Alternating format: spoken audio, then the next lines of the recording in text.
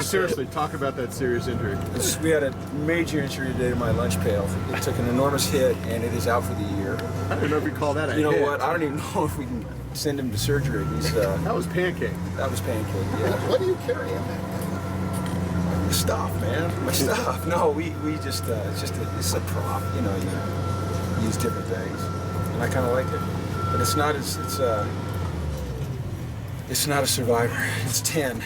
So you look sad walking over here. I'm really bothered by the fact that my lunch pail took the hit that it did. It's my own fault. I put it right under the tire of the tower guy, thinking that the tower was in the spot, but he had to move it and it just got crunched. So fortunately my phones didn't get it. But good practice. We had to start over there. Just, you know, you get to practice whatever 12 or 13, and sometimes minds start to wander a little bit, and it's my responsibility to make sure that that doesn't happen. And they got back on track, and they had a good practice. You know, there's still kids that are maturing or into young men, and we got to remind them sometimes, and sometimes kind of harshly, that this is a serious business. You know, so. But I've been impressed with the way they've responded, really, to everything that we've thrown at them. And you know, as I've said, you come to camp, and you want it to be stressful, you want it to be intense, you want it to be difficult. I mean, that's what you're trying to create, situations like that. So when you get to the season, they know how to react. And so we're constantly trying to put them in stressful situations where they have to adjust, whether it's the music, or it's coaches climbing on them, or it's the intensity of a competitive period. It's just all about trying to develop a mindset that allows you to go forward in the season and handle some of the things that maybe we haven't handled as well as I'd like to see us handle.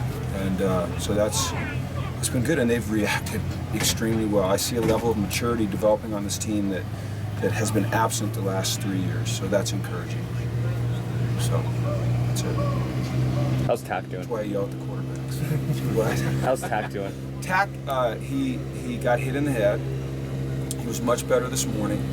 I believe that, you know, out of precaution more than anything, we won't have him do anything until we get back to campus on Monday. Tavita was asymptomatic this morning. You know, I'll probably lean towards keeping him out until Monday as well. You know, with those head injuries, I'd rather just err always on the side of caution. So. But neither of them were, you know, serious to the point where they had to go to the hospital, or, you know, they had to stay in a dark room. They've been able to go to meetings and do things like that. So that's a positive sign. Connor should be back on Monday. Well, he could probably come back tomorrow, but I'm not going to have him do that. Jake, he'll be back on Monday. I don't want to jinx myself with a couple days to go, but it's been, you know, a relatively injury-free camp compared to some we've had out here in the past, where you guys would see it, the bikes would just be full. And I think they've adjusted to the heat well, they've adjusted to the intensity. Once again, I think it's just kind of, to me, a sign of maturity. They stay on their feet, you know, and they practice hard with intensity and competitive, but they stay on their feet, and so guys don't get hurt as much.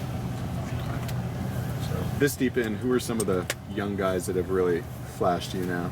Well, on offense, two in particular. Fred Uluperi and Bolo.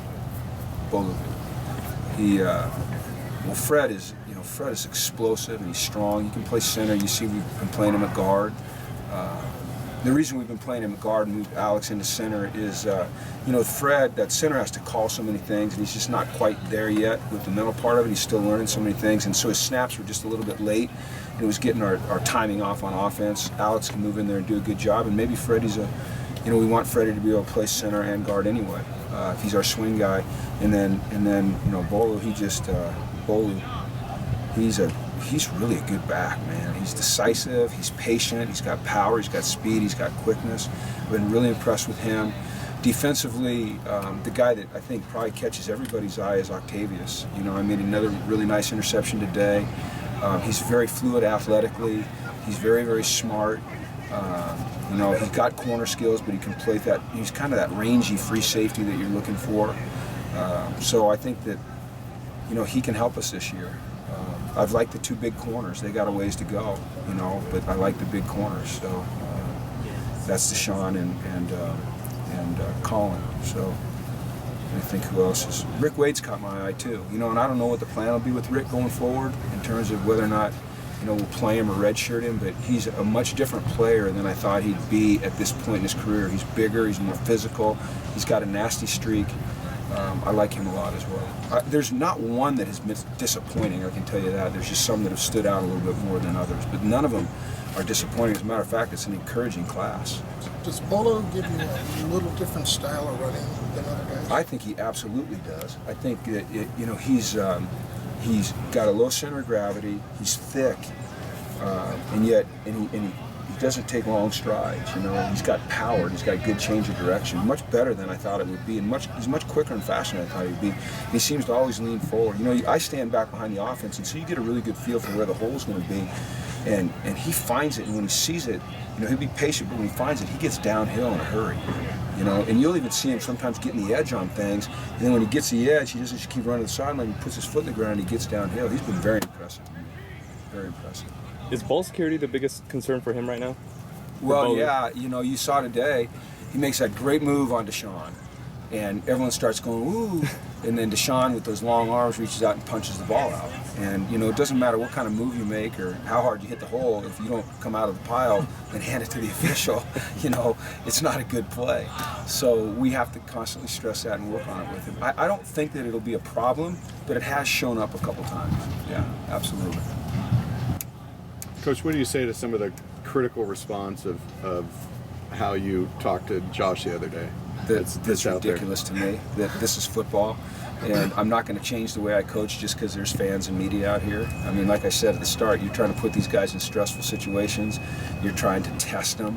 You're sometimes setting things up to see how they handle it.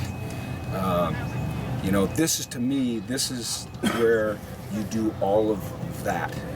On game day, what you see me do is support those guys and be there for them. Out here, it's about toughening them physically, mentally, and emotionally to be able to go in front of that, in that Rose Bowl in front of 85,000 fans against a great opponent and perform in a stressful situation. So, if the music was up, no one would have heard me. I do that stuff all the time. You can ask them. Hell, I got Jerry today. You saw it. It's just part of the deal, you know. I mean, it's.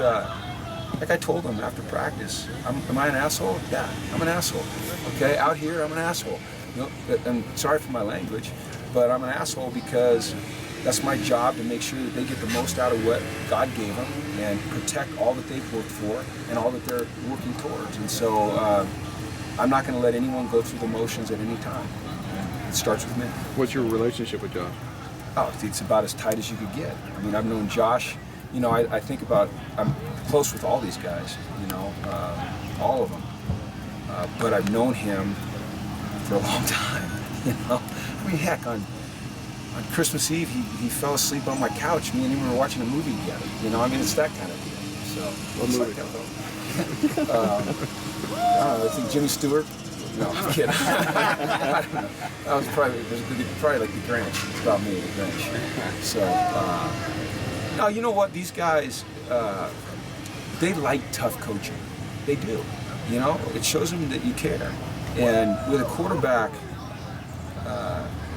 like I said, you gotta test them sometimes. You gotta put them in situations where, you know, they're stressed out and they're on edge. And how do they handle it? You know, you never know. I don't want to find out on a Saturday when it really counts. So it's just coaching. I think it's ridiculous, quite frankly, that anyone even makes anything of it. I think it's the most ludicrous, insane thing that anyone would even write something. Now, you wrote something funny. You wrote something that anyone would, like, criticize it. It's like blows me away that anyone really criticize it. Obviously, they've never been to a practice. So, anyway. That's good. We good? Yeah. All right.